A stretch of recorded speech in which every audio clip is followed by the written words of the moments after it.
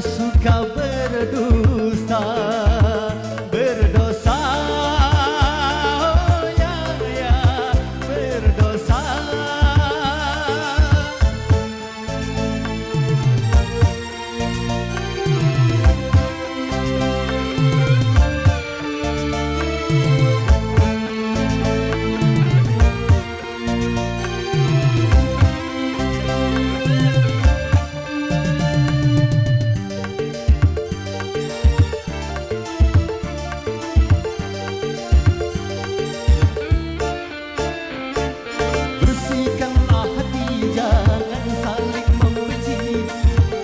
Berprasangka yang tak pasti,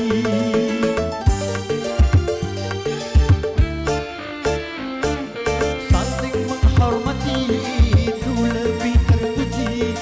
Tanamkanlah rasa cinta kasih, raihlah rasa iri dan serakah yang menimbulkan kehancuran semata.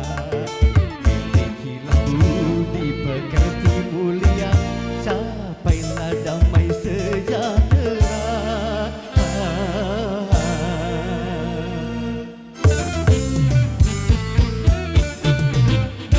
Jangan suka mencela, apalagi menghina. Wahai kawan, kesalahan berbicara bisa membawa celaka.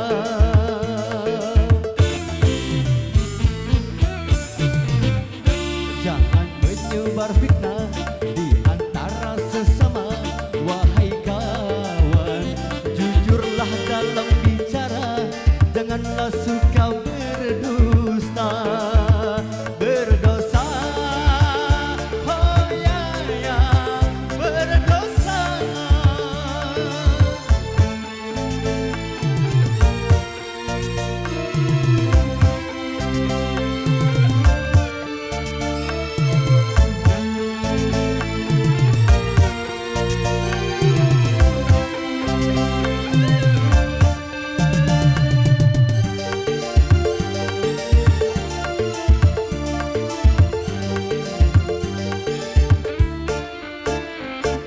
Bersihkanlah hati, jangan saling membenci atau berprasangka yang tak pasti.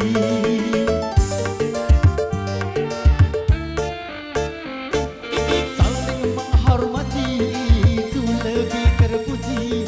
Tanamkanlah rasa cinta kasih, peraihlah rasa iri dan serakah yang menimbulkan kehancuran semata.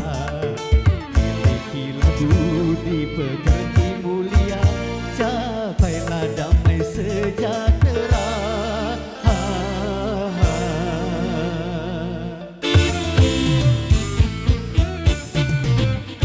Jangan suka mencela, apalagi menghina.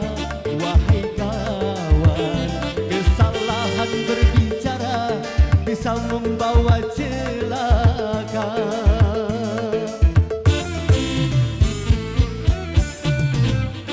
Jangan menyebar fitnah di antara sesama. Wahai kawan, jujurlah dalam bicara. Janganlah suka